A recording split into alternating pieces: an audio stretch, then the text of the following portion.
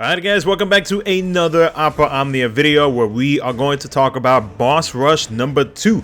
We're going to go into details on what the fight is about, what you got to look out for, a couple tips that I have provided via some slides that I have put together to help people have a better understanding of what is going to be happening in Boss Rush number 2. So as always, if you do enjoy the video, make sure to hit that like button, subscribe for future content guys, and let's go ahead and jump into it. Let's talk about Boss Rush number 2.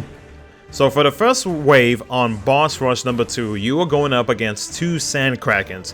Now they are weak to the Thunder element, and the Lufenia Orb appears as soon as the battle starts, with the Lufenia Orb counter being maxed out at 15. The only way to increase the Lufenia Orb is for the enemy, the Sand Krakens, to take Thunder Brave damage, and it'll increase by 2. Now I have a few tips, and these tips are based off of what I've seen via YouTube videos, what I have seen on Reddit, and a few things here on Discord. Now, abusing the counter mechanic is the easiest strategy for the first wave. So you have units like Gladio's LD, Firion's LD, Gal's LD, and there's a few other units that do some type of counter whenever the enemy attacks. Now, if you didn't pull for Krau's LD weapon, you do have other options. You have Raijin. Raijin, if you get his stacks at the right amount, you can paralyze the enemy, but he also does the Thunder Brave damage.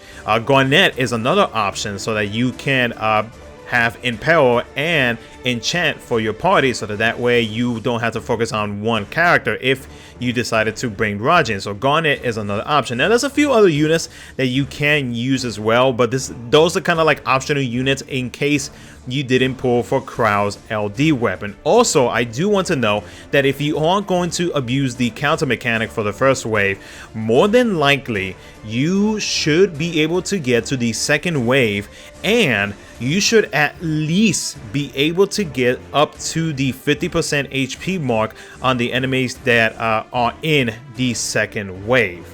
Now for wave number 2, there is no Lufenia Orb, so you do get a small break before you go into wave 3 and 4. But these guys can be a little bit tanky, so here's a few tips that I rounded up again via YouTube, Reddit, etc, etc.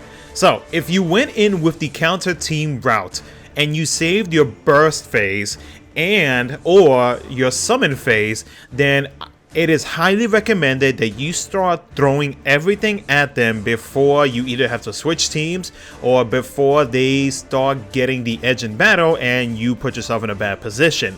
Now they do have attacks that do push back your units.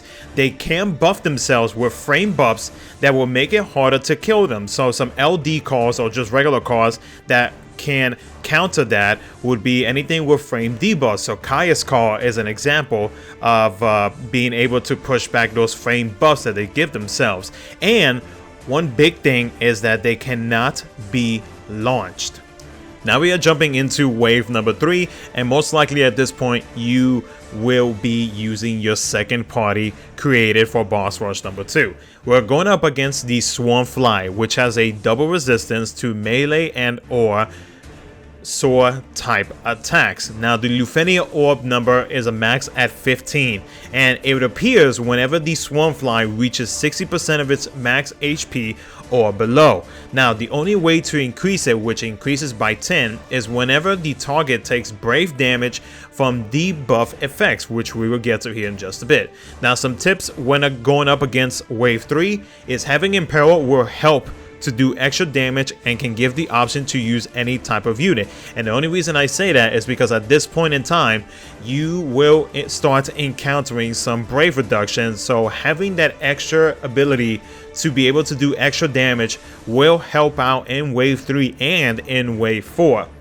Brave Battery, defense down from either your team or calls, will also help to maximize damage and HP damage up to finish wave 3 faster. So now we have a second option aside from Kurasame, who had that HP damage up.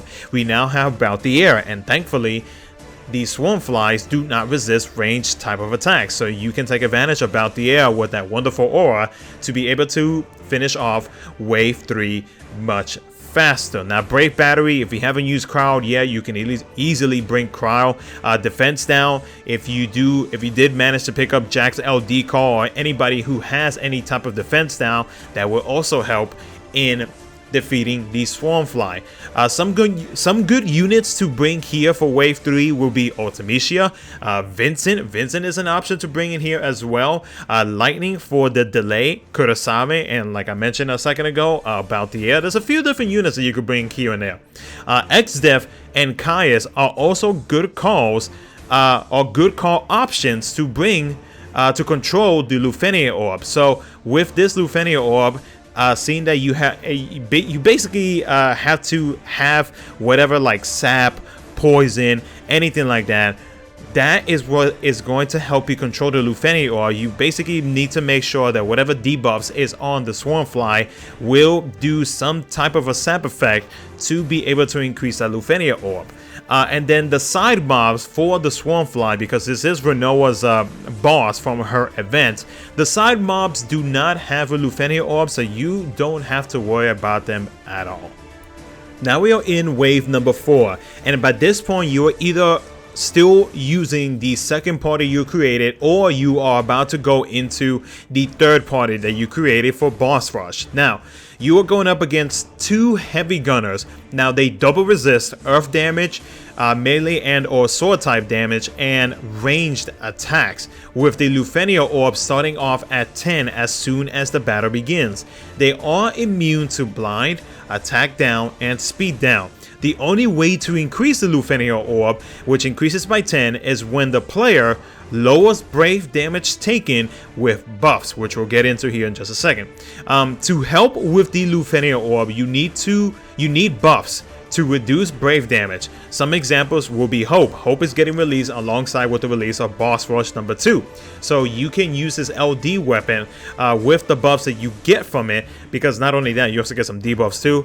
But with Hope, you can give yourself the buffs needed to be able to reduce the amount of brave damage you get from the heavy gunners. Even if you don't have Hope's LD weapon, because I mean it does help having Hope's LD weapon, but his skill 1 and his skill 2 are still more than enough to be able to handle the Lufenia Orb and be able to increase it.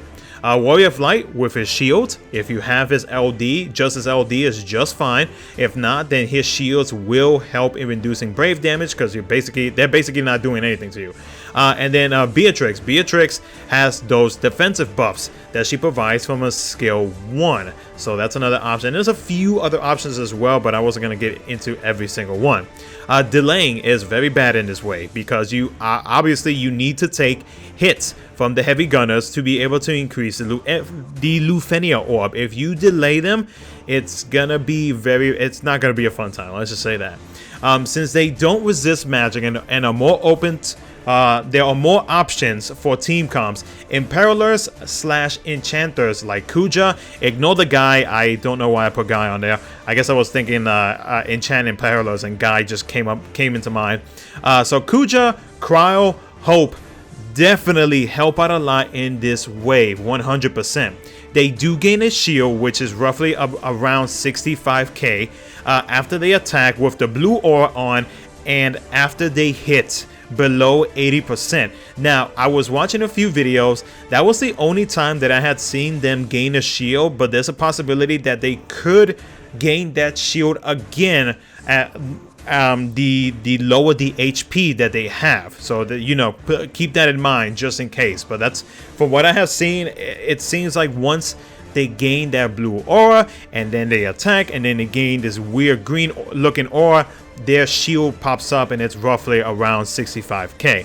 And then finally, HP Silence helps to prevent attacks when they have a green aura to prevent a KO. I was watching a video where Kefka is a very good option in this fight, especially if you do have his LD weapon, because they will be frame buffs, because these heavy gunners, they do like to buff themselves from time to time. So preventing them from doing so with Kefka or anybody else that has any type of frame debuffs. And again, you have the option for calls. So if you did pick up, let's say Caius's LD, weapon, excuse me, you that's another option for you to use. But Kefka is definitely can 1000% help you out against this fight because it'll prevent them from HP attacking you. He does have those debuffs and he can make them framed. If you time all of your debuffs correctly, if you know, depending on your team concept and whatnot, it can definitely help you out with the final wave for boss rush number 2. So that's going to be it for the video, guys. One thing that I will do is in the comment section below, I will post us some team comp examples that I have seen, again, via YouTube, Reddit, Discord, etc., so that way, in case you were having a little bit of trouble trying to figure out what teams to use or what team comps you can use for boss rush number 2, the pinned comment on this video will have all that information provided to you. And of course, I do have a Discord server. If you guys need any type of help, I will also post that in the pinned comment as well. So other than that though, guys, that's going to be it for the video. If you did enjoy it, once again, please like the video, subscribe for future content, and share the video around so that way this can get to those who are in need of help or preparing for boss rush number 2. Thank you so much for watching, guys, and I will catch you guys in my next video.